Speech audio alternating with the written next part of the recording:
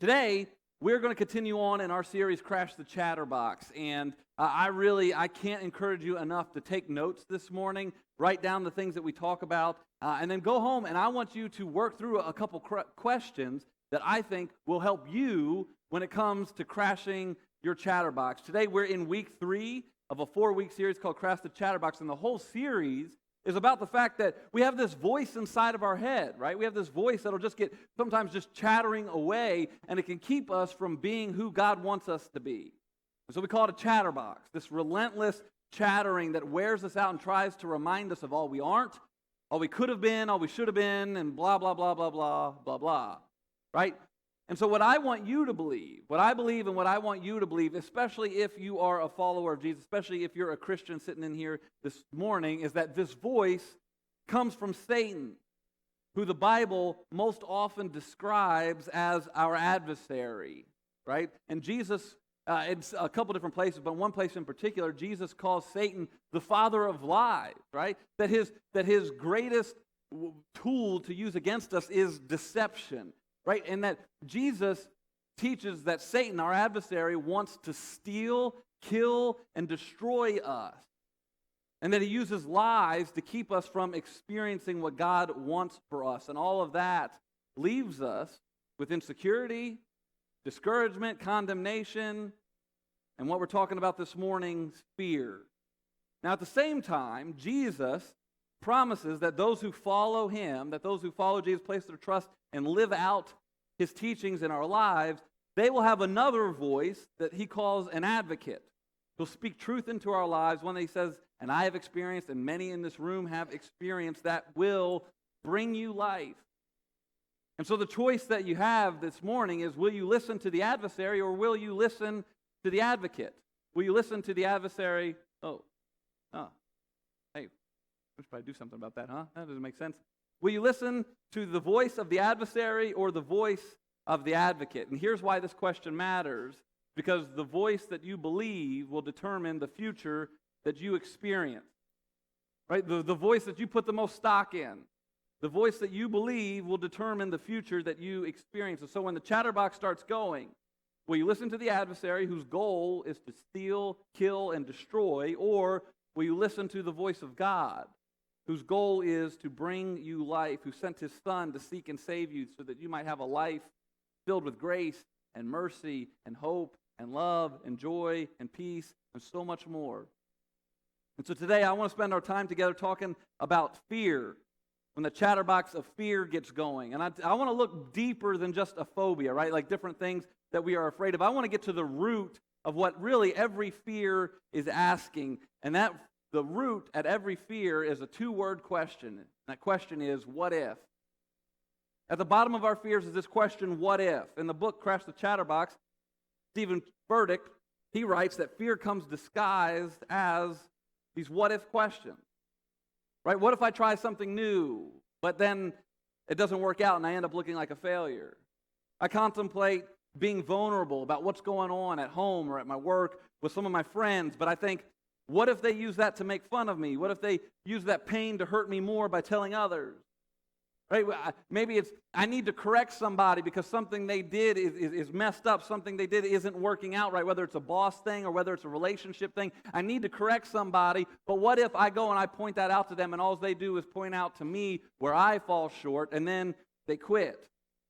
Maybe there's a new discipline you want to start. Going to the gym, living off of a budget, reading your Bible more. But I think, what if I fail like last time? I don't know if I could take another time of me not coming through on something that I said I would do. And this cycle kills us. The cycle kills me every time, and I get stuck in it, and you do too. Like, what if I don't get offered that job? What if I do? What if the alarm doesn't go off?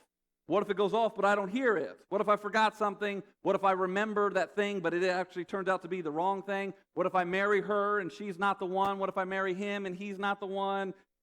What if I do get married and then a couple years in I realize that marriage isn't for me? What if I don't like church? What if I do like church? Do I really want to change and live how Jesus would want me? Do I really want to change?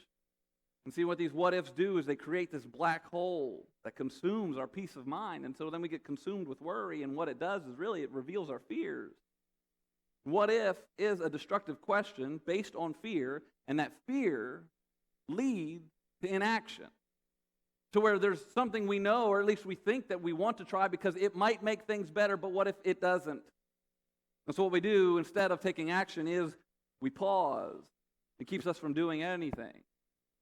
And so how do we overcome this chatterbox of fear?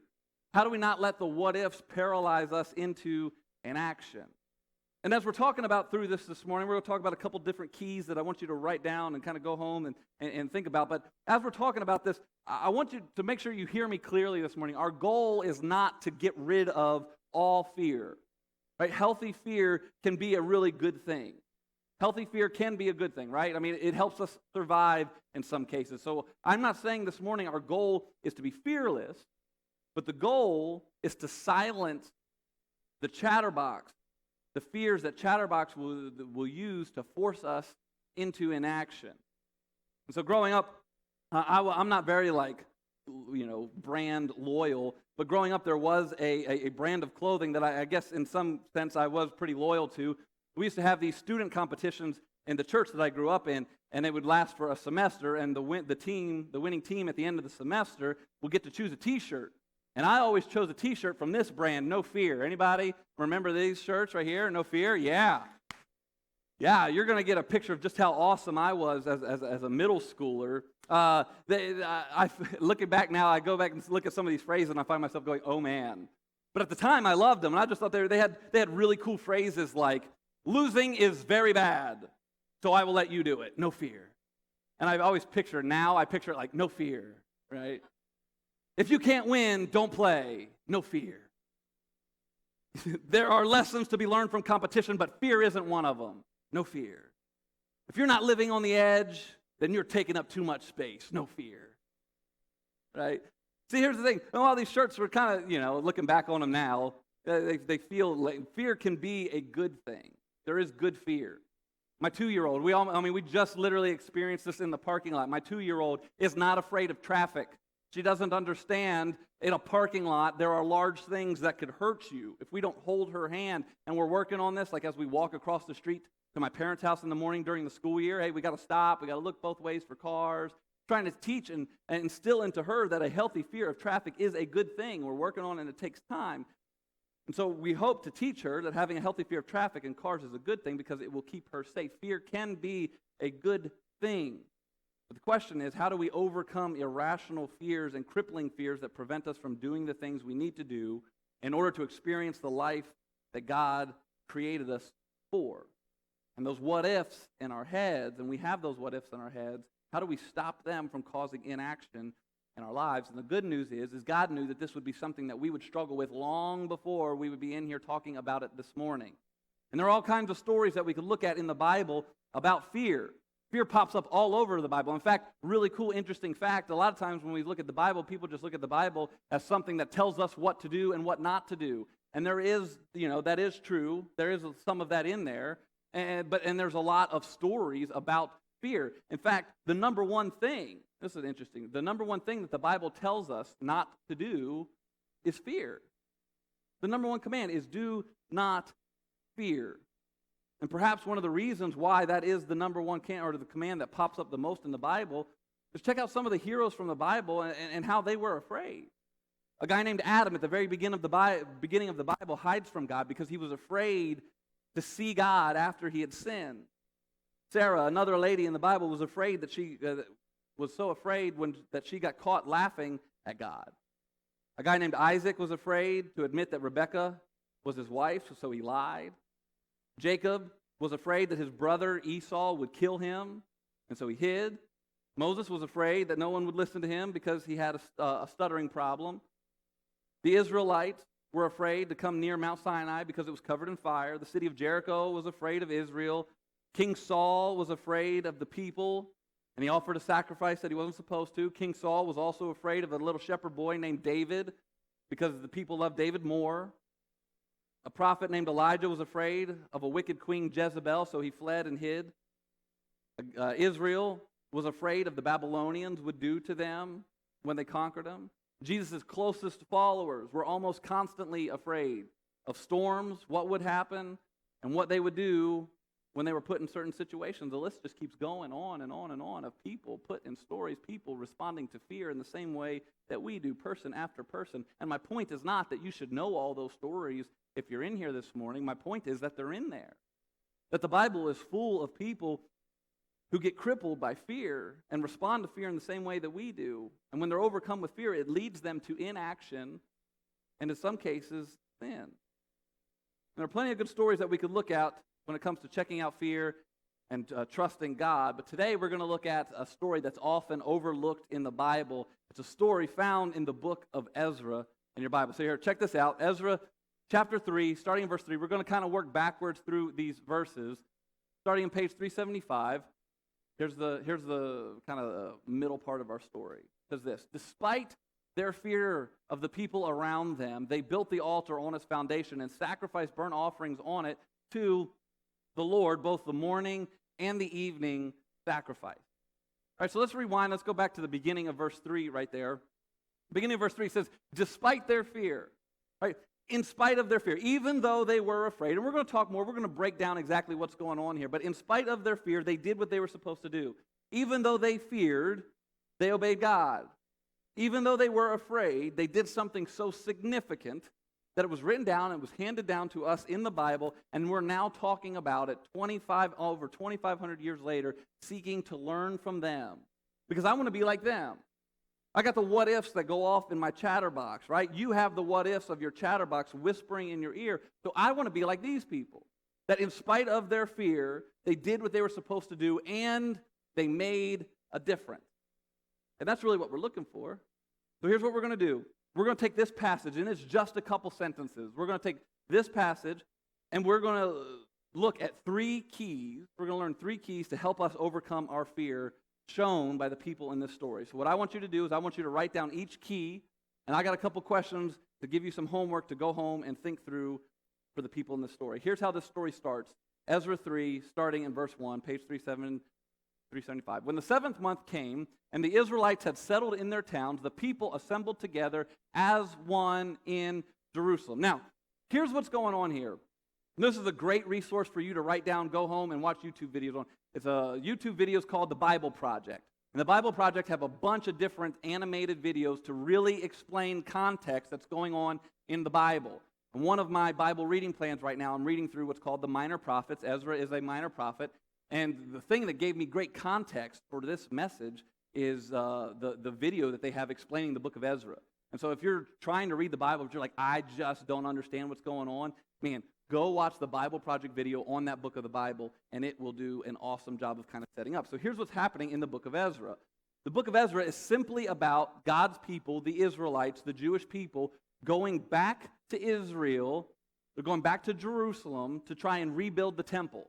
And all of this takes place about 450 BC. This isn't just some Bible story, some fairy tale in the Bible. This is something that happened in history. King Cyrus of Persia was king at this time. And what happened is the people, years before, the people of Israel had been conquered by the Babylonians. And they had been pulled out of Jerusalem and forced to go resettle somewhere else. And when they settle down, years go by, and eventually King Cyrus becomes king of Persia, and he makes a decree that allows the people of Israel to go back to Jerusalem and rebuild their temple. Now, when the Babylonians made the Israelites move out of Jerusalem, they allowed other people to settle in there. And so when the Israelites come back, they settle into a town that has now been lived in for years by other people who did not worship their God. And so they start building this temple. They begin to build this temple, and it says, in spite of their fear, they go back and they build the temple. And the key for them, at least the first key for them, is that they went together. A group traveled together, they jump in on the problem, and they get after this. And that's just the first part of their story. So key number 1 for us, the first key to overcoming our fear is you've got to find godly community. You've got to find godly community. And so we're going to talk more about the godly part here in a second. You see, but fear isolates. Right? Fear tries to separate you by itself, and when fear gets you by itself, fear grows and it becomes bigger. Right? Our fears become much more irrational when we're forced to stay by ourselves. And this is something we've known since we were kids, right? It's just all of a sudden now as adults, fears look a lot different than they did when we were kids. And the same principle was true when we were a kid, though. Right now, things are kind of hectic in the Teal house at home. We have 4 very small children, and occasionally when things get really hectic, and full disclosure, what I mean by when things get really hectic is it usually means I'm changing a poopy diaper, and I don't have diapers or wipes within arm's reach, but I've already got the diaper off. Things get really hectic at that point in time. And when things get really hectic like that, what I've started to do, or what my wife has started to do, is we will ask one of our older 2 daughters, Hadley or KJ, to go somewhere in the house, get us a diaper, and to get us a wipe. And what that means is we're usually on the, on the middle floor. Oh no, there's poop, and I want to keep poop from getting everywhere, so like holding legs. Hadley, will you go get a diaper, or will you go get wipes? And because she's a good daughter, or she's a good sister, she's like, yeah, and she'll go, and she'll usually get 1 or 2 stairs into the trip. And then she pauses, and she'll say, Daddy, will you come with me? Now, I'm still trying to keep poop from getting all over the house, right? So it's like, no, I can't go with you. What's wrong? I'm scared. What are you scared of? Monsters. Now, ladies and gentlemen, I am here to tell you this morning, there are no monsters in my house. I have done a very thorough search. There are no monsters in my house. And I'll tell her, there are no monsters in the house, so I don't want to go by myself. Well, I can't go with you. And then so what she'll say is, KJ, will you go with me? And KJ, because she is a good sister and a good daughter, will say yes. And the 2 of them will team up, and they will venture upstairs into the scary monster world all by themselves, or downstairs to the scary monster world all by themselves. And they will get a diaper and wipe, and they will return, and no poop is spread all over the house. I've always wanted to ask this. Do not be the adult that ruins this for me. I've always kind of wanted to know what would they do if they did approach a monster. What's a 6-year-old and a 3-year-old going to do? But don't ruin this for me. Don't you ask that question to them. But really, I mean, what they're looking for is, see, they go upstairs and they're willing to go upstairs by themselves because they just want someone to be there with them. Right? And the reality is it doesn't really matter what they would do when they would face a monster, because what they're looking for is just that they would have someone to face it together. I mean, that's what we're looking for, right? I don't know necessarily what the what-ifs are that I'm going to face, but at least I would have someone to face it with us, whatever the it is. But the difficult part with that, and where the fears continue to creep in, is that then it creates some anxiousness within us, because then we have to admit that there's something that we are afraid of. Right? What if no one cares? Right? Or what if they can't relate, and they just blow me off? What if I'm still alone? What if I have to go through all of this by myself? And that's when we need to remember the story from Ezra. It says that they all assembled together as one. Sure, they were afraid, but they were together. And they were able to face it together. You and I, we need the same thing.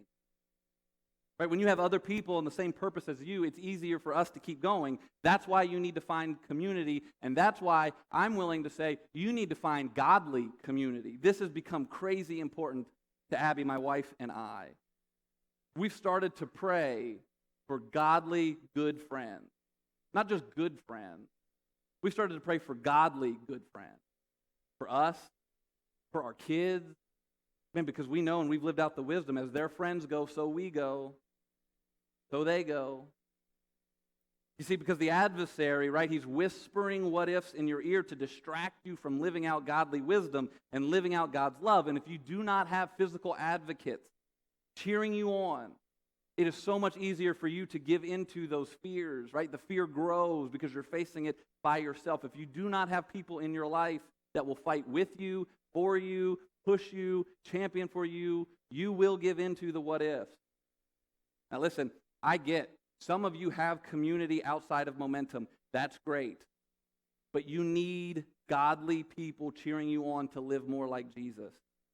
If you do not have Christian community, you need to join one of our Mo groups. Our Mo group will be kicking back up in a few weeks. It's a group of people, like 6 to 12 people, meet in someone's home. They're going to be kicking back up the week of September 8th. You need to get it in your calendar now. You need to make it a priority to commit to finding a way to invest in friends that will cheer you on and quiet the fears and the what ifs. Mo groups are full of people like you that have the same struggles, the same pain, the same fears. If you refuse to find it here, that's fine, but know that you are saying you don't want people to cheer you on, that you want to do this alone, that you're fine letting the adversary whisper in your ear without an advocate to speak truth into your life. And what I'm afraid of is if you let that happen, you eventually will give in to the what ifs, or they will just get so loud that you can't hear anything else. You do not have to do this alone. There are people who are afraid that they do not know how to do this parenting thing, and they need your help. There are other people who are afraid to take on their addiction, their laziness, apathy, and they need your help, or maybe you need their help. There are other people who are afraid to take steps to trust God financially, in their dating lives, in their marriage. You are not alone. We need each other. All of us need each other. Here's kind of the crazy part of Ezra's story. There's like this weird black spot, this weird like bad spot on Ezra's story is the people come in and they resettle into Jerusalem with the other people who were already living there, and they begin building this altar to God, and then the other people who were already living there, who were not in captivity, come and they ask Ezra, hey, we're here, we want to worship God, we want to help. But the leaders, Zerubbabel and others, they tell them, no, you can't help because your story doesn't look like our story. And I want you to hear this morning, there's a spot of bad leadership on their part. And I want you to hear, we need your story. You followed Jesus your whole life, we can learn from your story. Right? You think you're too messed up? We can learn from your story. We can help all put it back together. Too old? We can learn from your story. Too young? We can learn from your story. We need your story. It's for all of us. We've all got things to learn from each other. And we all have things that we need challenged and encouraged. And what happens if we're not careful is we can create a place that says, you can't help here because your story doesn't look like my story. Your story has no part here. And that is not the case. That is not the case here at Momentum. The second key to overcoming our fear is you have to set a goal and then set a small goal that moves you towards your goal. You have to set a goal. And see, we don't typically spend time setting a goal, period. Right? This isn't oftentimes something we do other than like New Year's resolution. So occasionally we will take time to set a goal, but we need to do the extra step of set a goal and then set a small goal that moves you towards your goal.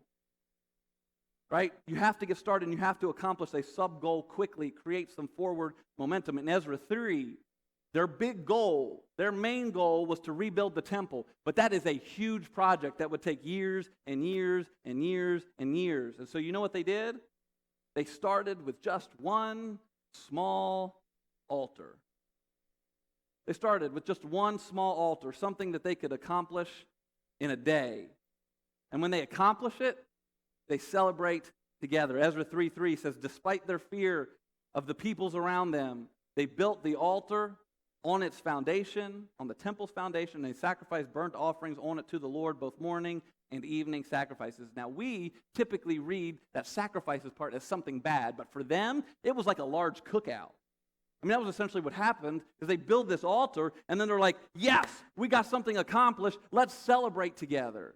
And so they'd have a giant meal together. Sure, they were afraid. What if? What happens? What are we going to do? Because these other people around us don't worship God the way that we do, but they build it anyway. They start with a small win to help them get started. There's a really popular book called The Power of Habit. I got a picture of the cover of it up here for you this morning. There's a book called The Power of Habit. And in it, The Power of Habit, it talks about how to stop bad habits and start creating good habits in place of them. And there's a phrase that's really important in this process, in this discussion. The book talks repeatedly about what it calls keystone habits. And keystone habits are things that when you start doing them, they unintentionally spill over and positively impact other aspects of your life. And I'll give you an example. One of the biggest keystone habits that people tend to have is the goal of exercising. And as they've done studies, as they've kind of gone throughout this, is if you start exercising, what they have found, if you start exercising, even if it's only 1 day per week, researchers have found that you will start eating better, you'll be more productive at work, you'll smoke less, you'll show more patience, You'll use your credit cards less frequently, and you are less stressed. And here's kind of the amazing part about it. They can't figure out why. They don't know why. Researchers don't know why it happens because none of the people that they studied set out to do these other things. But as they accomplished their keystone habit, even of 1 day per week, they found that all of a sudden they started making these other positive changes in their life because it's a keystone habit. Here's a couple more keystone habits for you. Families that habitually eat dinner together seem to raise children with better homework skills, higher grades, greater emotional control, and more confidence. It includes other meals like breakfast and lunch. Another keystone habit, and only because we talked about this one a year ago, so I'm just bringing it back up again to see how you're doing with it. Another keystone habit is making your bed every day. Making your bed every morning is correlated with higher productivity, a greater sense of well-being, and stronger skills of sticking with a budget, because a positive win to start your day naturally creates momentum to help others win, to help get other wins in the day. So make your bed.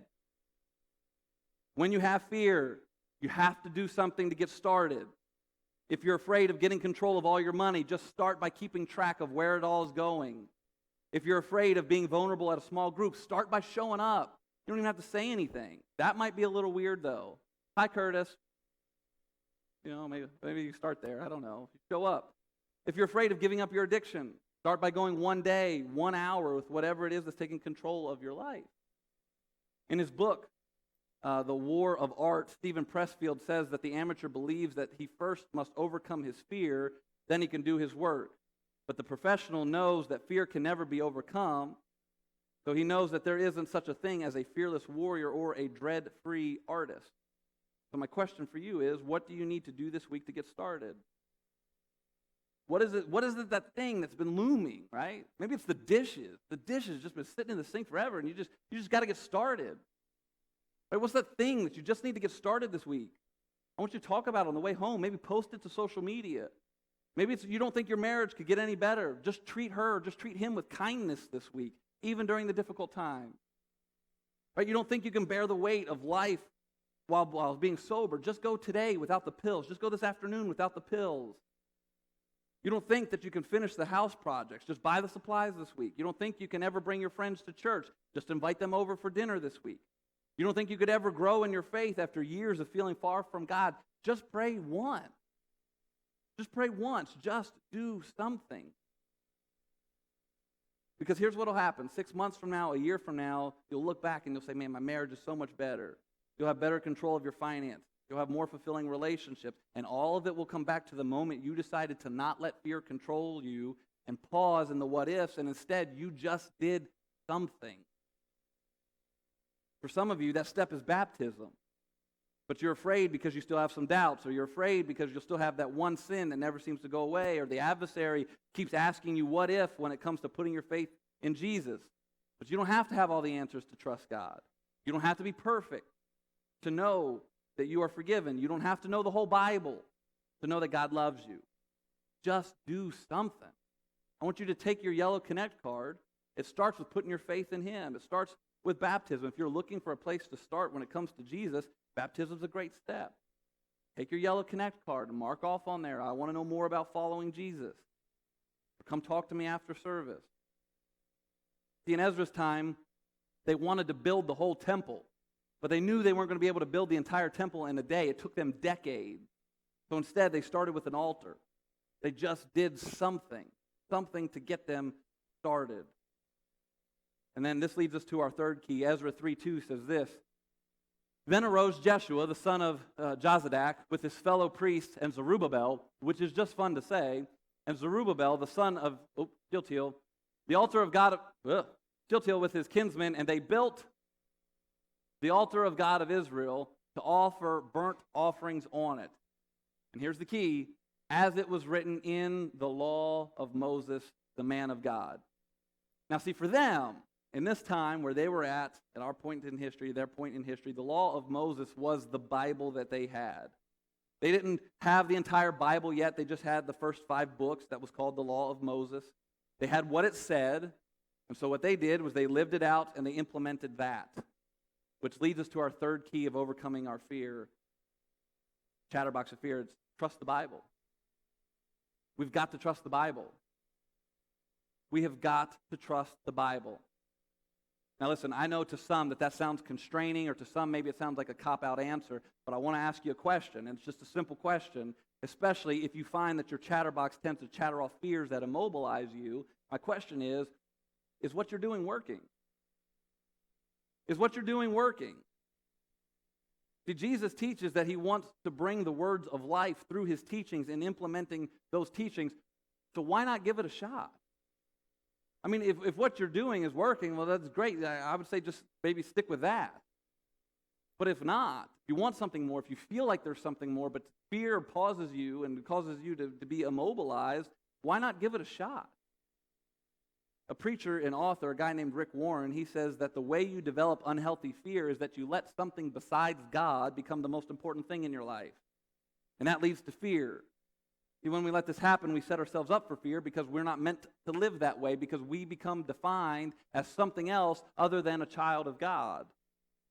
And so if getting people's approval is the most important thing in your life, you will develop the fear of losing the approval of others. If money is the most important thing in your life, you will develop the fear of losing it all. If getting married is the most important thing in your life, you will develop a fear of remaining single.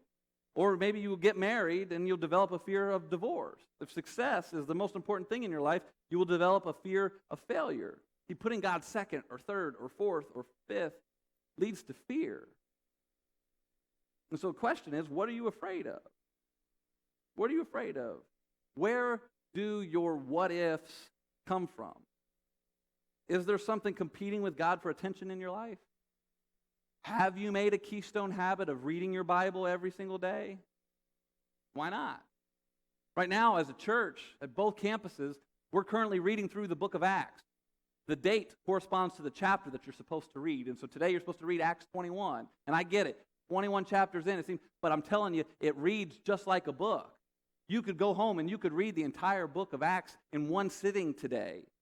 And man, you would be so prepared for the series that we're going to do in August and then in October. It's going to be such a good series, all talking about boldness. I'm super pumped for it. But the reason why this is so important, you've got to develop as a keystone habit, is because as you read the Bible, you're going to get to read verses. You're going to get to know the heart of God, and you're going to read verses like this, 1 Peter 5:7, that says, cast all your anxiety on him because he cares for you. And as you read the stories of Jesus, you're going to understand why a guy named Peter was able to write this, not just because it was some Bible verse that he felt like it was important to be in there, but because he's experienced it. Because as he felt the weight of anxiety and fear and failure, he learned that he could throw it at God and God would help him get through it, because he experienced the care that Jesus had for him. And he tells you it's the same for you. You're going to read verses like this in 1 John that say, there is no fear in love, but perfect love drives out fear, because fear has to do with punishment. And the one who fears is not made perfect in love. Translation, if you understand that you are a child of God, you do not need to be afraid, because fear has to do with punishment, and you know God's not going to punish you. You see, and so we have to get to know the words of God so that we can quiet our fears when it comes to doing things that God wants us to do. But guys, here's also the reality of this. Trusting the Bible also has to do with listening to God. And it goes for verses like this that we love, that encourage us, but it also goes for verses where God is giving us wisdom that we don't like and don't want to live out. A great example is talking to the person that you have a problem with rather than just to other people about them. Includes things like that. It includes keeping sex lives between a man and a woman within the promise of marriage. It includes things like living on a budget so that we don't go deeper into debt. It includes those truths that we don't like as well. We've got to trust and live out the Bible. And in order to do that, we've got to know what it says. Let God be God. Trust him to call the shots. But that means you have to know what he teaches. Resign as the GM of the universe and let him do what he's supposed to do. But as long as you try to be God, you will be filled with fear and worry. And the adversary will win, and the chatterbox will continue on, and those fears and those what-ifs will pause you and immobilize you. And so we've got the what-ifs, we've got the questions, right? What if it hurts? You need to remember that you're not alone, right? You're sitting around people who are trying to do this like you are. What if I don't know where to start? Just do something. What if you fail? Well, we get back up and we try again. We trust the Bible that God has got us. What if you feel lost? God sent his son to seek and save you. Start with getting right with God. Know that you've got a team of people who want to help you figure it out. What if you keep falling short? Trust the Bible that God's grace is free and it is unlimited. The last question is, what if you no longer ask, what if? And I think you will begin to experience the freedom and see just how Jesus does bring the words of life to us, and you will experience that. Let's crash the chatterbox of fear. Find godly community. You're among it. Plug in it. Right? If you're not going to get in a Mo group, maybe join a Sunday morning service team. You can mark off on your Connect card for that as well. Find godly community, set a goal, and then set a goal that gets you to your goal. And lastly, trust the Bible. Not just the parts you like, but the parts that are a little difficult.